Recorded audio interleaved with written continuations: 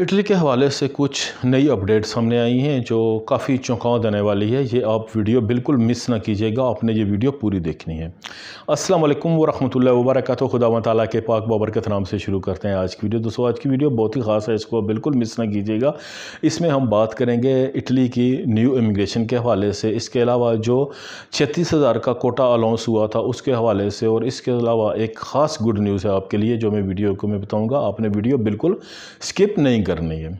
आगे बढ़ने से पहले हमारी एक छोटी सी दुआ है, हमारे साथ शामिल हो जाए कि जो भी हमारी जी वीडियो देख रहा है, बहन भाई बेटा बेटी बुजुर्ग, अगर वो बीमार है तो खुदा व ताला उनको शफा कामला अता करे। अगर वो बे औलाद है तो खुदा व ताला उसको नेक और सादतमंद औलाद जैसी नमत से नवाज़े। खुदा व ताला आपकी हर जायज़ दिली ख्वाहिश पूरी करे। जो हज़रात मेरे चैनल पर नए आए हैं, अगर अभी तक आपने चैनल को सब्सक्राइब नहीं किया तो जल्दी से चैनल को सब्सक्राइब कर लें और साथ घंटी का बटन दबाना ना भूलिए और उसको सिफर और कर दें। जो मुसलमान मेरी जो वीडियो देख रहे हैं, आप अगर किसी तंगी तकलीफ परेशानी का शिकार है, माली परेशानी हो, घरेलू परेशानी हो, आप उठते बैठे खात्मे नबी हज़रत मोहम्मद सल्लल्लाहु अलैहि वसल्लम पर दुरूद व सलाम भेजे, देखिएगा खुदा व ताला के साथ आपकी हर तंगी तकलीफ परेशानी दूर करता है। Welcome again my channel. तो दोस्तों इटली में इमिग्रेशन के हवाले से कुछ नई अपडेट आई है, जिसमें आपको जैसा कि जानते हैं कि अनाउंसमेंट हुई थी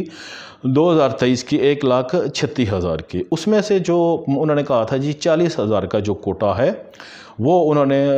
पहले उन्होंने कहा था जी ये निकालेंगे, और ये 40,000 कोटा ये है जो पीछे लोगों ने क्लिक किया था, और उनमें से ज़्यादातर लोगों ने क्लिक किया था, लेकिन वो माइग्रेशन की जो तादाद थी वो कम थी। तो इस वजह से इटली गवर्नमेंट ने ये कहा था जी कि ये 40,000 का हम इसमें इजाफा करेंगे। उन मेरे भाइयों के लिए गुड न्यूज़ ये है जी दोस्तों कि अब उनके नवास्ता जो है ना वो इस हफ्ते से स्टार्ट हो गए, और जो ख़बरें आई हैं इसमें बहुत से दोस्तों के जो है ना वो नवास्ता निकल भी आए हैं। और जिन भाइयों के अगर इस 40,000 में से उनका नाम नहीं आता, ये टोटा कंप्लीट हो जाता है, तो वो फिर यही है कि उनका नहीं निकलेगा, वो अगले में अप्लाई करें। इसके अलावा जो गुड न्यूज़ दोस्तों आई है वो ये है कि जो अगला ऐलान होने वाला है 1,36,000 का था, उसमें जो इटली गवर्नमेंट है वो काफ़ी जो है ना जो अपोजिशन या दूसरे हैं वो हुकूमत के ऊपर काफ़ी दबाव डाल रहे हैं। वो कह रहे हैं जी कि ये 1,36,000 का जो कोटा जो है ये कम है, आप इसमें जो है ना हमारी ज़रूरत के मुताबिक नहीं है, हमें इससे ज़्यादा वर्कर की ज़रूरत है, तो आप ये करें कि आप इस कोटे का में इजाफ़ा करें। लेकिन अभी तक इतला के मुताबिक ऐसा कोई इजाफ़ा नहीं हुआ है, लेकिन ये है कि आपस में जो इनकी है वो मीटिंग्स हो रही हैं, और आने वाले दिनों में इसमें जो है ना वो ख़बरें आ जाएंगी कि आया कि नया कोटा ऐलान होगा या कि ये 1,36,000 ही रहेगा। लेकिन ये 1,36,000 नहीं है, क्योंकि इसमें से 40,000 जो है वो तो निकल चुका है। इसके अलावा जो ख़बरें आ रही हैं वो ये है जी कि जो लोग वहाँ पर रह रहे हैं, जिनके उन्होंने केस कराए थे अपने, यहाँ पर वो पानी के रास्ते या किसी तरीके से इटली में आए थे, लेकिन उन्होंने अपने केस कराए थे और उनके केस जो है ना वो रिजेक्ट हो गए। उसके बाद फिर उन्होंने अपील की, फिर वो रिजेक्ट हो गए, फिर उन्होंने अपील की, फिर रिजेक्ट हो गए। तो अब इटली गवर्नमेंट ने उनको जो है ना वो सख्ती के साथ निपटने का प्रोग्राम बनाया है। उसमें यह है जी कि जितने लोगों के ये केस रिजेक्ट हो गए हैं वो बार बार अपील करके अपना और उनका टाइम ज़ाया कर रहे हैं, तो उनके लिए ये है जी कि ऐसे सब लोगों को पकड़ कर जो है ना वो उनके मुल्क में डिपोर्ट कर दिया जाएगा। पहले इनको पकड़ा जाएगा, पकड़ के इनको सारों को जो है ना वो जिस जिस मुल्क हैं वहाँ पर इनको रखा जाएगा, और फिर जब इनकी तादाद वो हो जाएगी एक जहाज़ में ले जाने के, उनको वहाँ से जो है ना इनको उनके मुल्क में डिपोर्ट कर दिया जाएगा, और इनको ग्रुपों में डिपोर्ट किया जाएगा।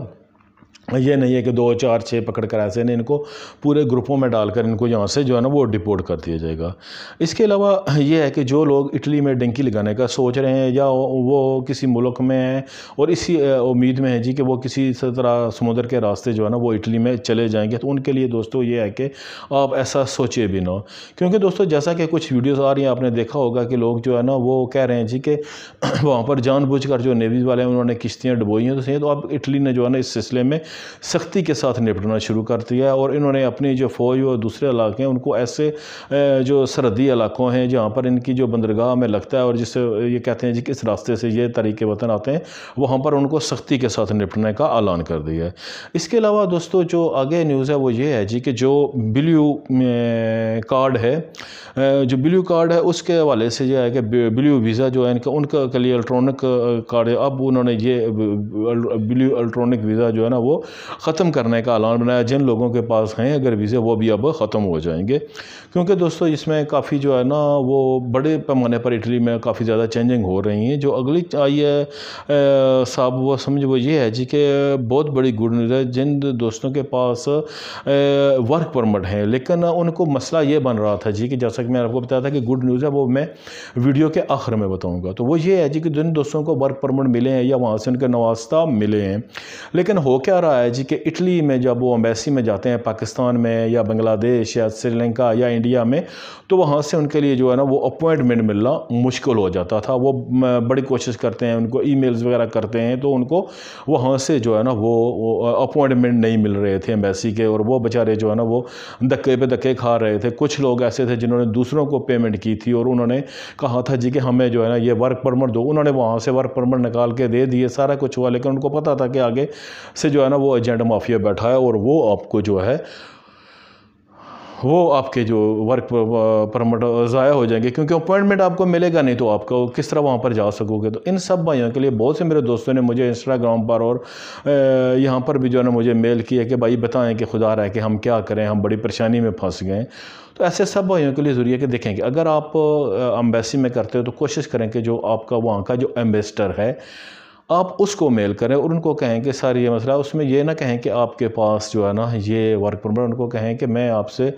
किसी और काम के लिए कहें कि मुझे आपसे जो है ना मशवरा करना है, मुझे दें। जब वो आपकी मेल देखेगा, आपको जवाब देगा, तो उसके साथ आप वो सारे अपने पेपर सेंड कर दें कि सर ये मसला है, ये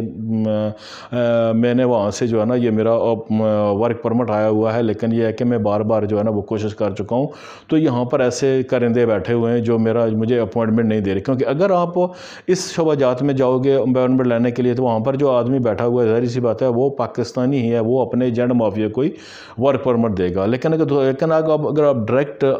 जो वहाँ का है एम्बेसडर उसको फोकस करोगे, या डायरेक्ट जो मिनिस्टर है इनका फ़ॉरेन